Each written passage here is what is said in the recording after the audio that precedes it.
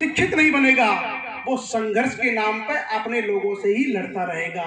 इसलिए आपने देखा होगा हमारे समाज के गांव में शिक्षा के अभाव में सबसे ज्यादा संघर्ष अपने लोगों में ही है। वो उसने उसकी मेड़ काट दी, वो भाई से झगड़ गया, सारे झगड़े संघर्ष आपस में चल रहा है।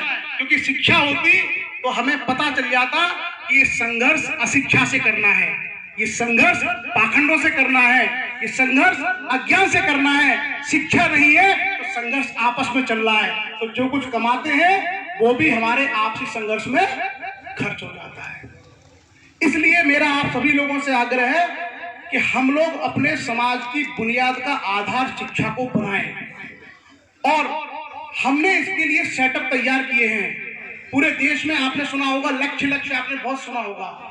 हमारा यह प्रयास है कि हर गांव में एक निःशुल्क कोचिंग हो, हर गांव में एक निःशुल्क पुस्तकालय हो, ताकि हमारे समाज के थोड़े बहुत भी पढ़ाई में इंटरेस्ट रखने वाले लोग वहां बैठ सकें, पढ़ने वाले बच्चे वहां पढ़ सकें। अगर ये मनोविज्ञान हमने बदल दिया, ये सोच हमने बदल दी कि भाई पढ़ने का भी आपके पास आश्रय स्थल है, तो आप मानिए आपके समाज की सोच बदलेगी। जैसे उदाहरण के तौर पर आपके एरिया में आज से 20 साल पहले, 25 साल पहले 10-15 किलोमीटर के एरिया में एक ठेका होता था। आज से 20 साल पहले 10 किलोमीटर 15 किलोमीटर के एरिया में शराब का एक ठेका होता था। आज आपके एरिया में हर 3 किलोमीटर पे आपको ठेके मिल जाएंगे, और कहीं कहीं तो व्यवस्था ऐसी है कि गांव में ही सप्लाई। तो आप देखना कि 20 साल पहले, 25 साल पहले आपके गांव में शराब पीने वालों की संख्या 5% हुआ करती थी, आज कम से कम 70-80% पहुंची। कैसे पहुंची? क्योंकि वो व्यवस्था वहां हो गई, ठेके खुल गए, इजीली एक्सेस हो गया। मैं कहता हूं कि अगर इसी तरीके से अगर आपने कोचिंग खोल दी, अगर आपने लाइब्रेरी खोल दी, तो पहले शुरू में हो सकता है 10 लोग पढ़े, लेकिन आने वाले समय में आपका समाज शिक्षा की ओर मुड़ जाएगा। और ये करना हम लोगों का दायित्व है। कई बार लोगों को लगता है ना साहब हम क्यों करें। बहुत सारे लोगों में ये गलतफहमियां हैं कि दूसरे के बच्चे की शिक्षा में, दूसरे के बच्चों को पढ़ाने में हमारा क्या लाभ। आपका लाभ ये है कि मैं डिस्ट्रिक्ट हाथरस से आपके बीच में चल के आया हूं और दिल्ली में कमिश्नर हूं, और मैनपुरी में किसी भी आदमी को समस्या होती है बेधड़क मुझे फोन कर लेता है। ये है आपका लाभ। और यही अगर आपके बच्चे बन जाएंगे तो पूरे देश में आप अपना काम करा सकते हो। कई बार लोगों को लगता है ना सर दूसरे के बनाने से हमारा क्या लाभ होगा। हमारा लाभ ये होता है कि अगर दूसरे का बनेगा तो भी कहीं ना कहीं हमारे काम आएगा। और दूसरे के बच्चे अगर बिगड़ते हैं, उनको शिक्षा नहीं मिलती है, तो आप यकीन मान के चलो कि उसका दोस्त आपका बच्चा होगा।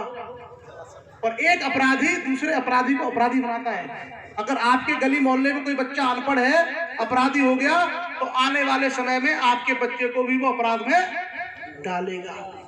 इसलिए अपने समाज को बचाने के लिए, अपने परिवार को बचाने के लिए अगर हमें दूसरों के बच्चों को पैसा दे करके भी पढ़ाना पड़े, तो मेरा आप सब लोगों से कहना है कि पढ़ाइए। यहां से आपका समाज बदलेगा, यहां से आपकी सोच बदलेगी। और कोई भी पॉलिटिकल आदमी आपसे ये बात नहीं कहेगा जो मैं कहने जा रहा हूं, कभी नहीं कहेगा, क्योंकि उसके वोट कट जाएंगे। वो जब तक भागवत का फीता नहीं काटेगा तब तक उसको वोट नहीं मिलेंगे, वो जिला पंचायत नहीं जीत पाएगा। वो जब तक भंडारा नहीं करेगा, दावत नहीं खिलाएगा, तब तक वो चुनाव नहीं जीतेगा। आपसे मैं एक सिंपल सा प्रश्न पूछता हूं, आप में से कोई आदमी ऐसा है जो ये चाहता है कि मैं अपने बच्चे को रोजाना क्वार्टर लेके जाऊं और शराब पिलाऊं? कोई आदमी है आप में से? वो आदमी भी ये काम नहीं कर सकता जो खुद शराब पीता है। मतलब जो खुद शराब पीता है वो आदमी भी ये काम नहीं करेगा कि मैं क्वार्टर लेके जाऊं शाम को और मेरा बेटा 18 साल का उसको पिलाऊं। क्योंकि हम सब लोग जानते हैं कि इससे हमारा बच्चा बर्बाद हो जाएगा। और जब आपके चुनाव आएंगे अभी, तो आपके गांव में 15 साल, 16 साल, 18 साल, 20 साल के लड़कों के लिए चुनाव लड़ने वाले लोग फ्री में क्या पिलाएंगे? खुल के बोलो। दारू। अब आप सोचना, जो आदमी आपके बच्चों को दारू पिला रहा है, ठीक, ईमानदारी से सोचना, क्या वो आपके बच्चे का या आपका या आपके समाज का शुभचिंतक हो सकता है? नहीं हो सकता। और हम क्या कह रहे हैं, फलाने भैया संघर्ष करो हम तुम्हारे साथ हैं, फलाने भैया संघर्ष करो हम तुम्हारे साथ हैं। समाज को हम लोग खुद बर्बाद कर रहे हैं। समस्या हमारे अंदर है। हमने कभी उस आदमी को लीडरशिप नहीं दी जो ये कहता है कि अपने समाज को पढ़ाओ।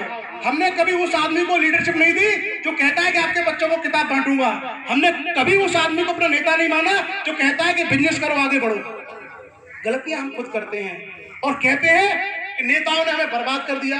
अरे भैया, उसने शराब में सौदा पहले ही कर लिया, उसने आपका तो चुका दिया, पहले ही कर दी ना व्यवस्था, तो आप उससे किस हक से मांगोगे? नहीं मांग सकते ना। मतलब नैतिकता के आधार पर तो आप नहीं मांग सकते। यही गलती होती है समाज में। गौतम बुद्ध ने एक बहुत अच्छी बात कही थी। गौतम बुद्ध ने कहा था कि अगर आपको अपना उद्धार करना है तो इसके उत्तरदायी आप स्वयं हैं। आपके अलावा दुनिया में कोई आपका उद्धार नहीं कर सकता।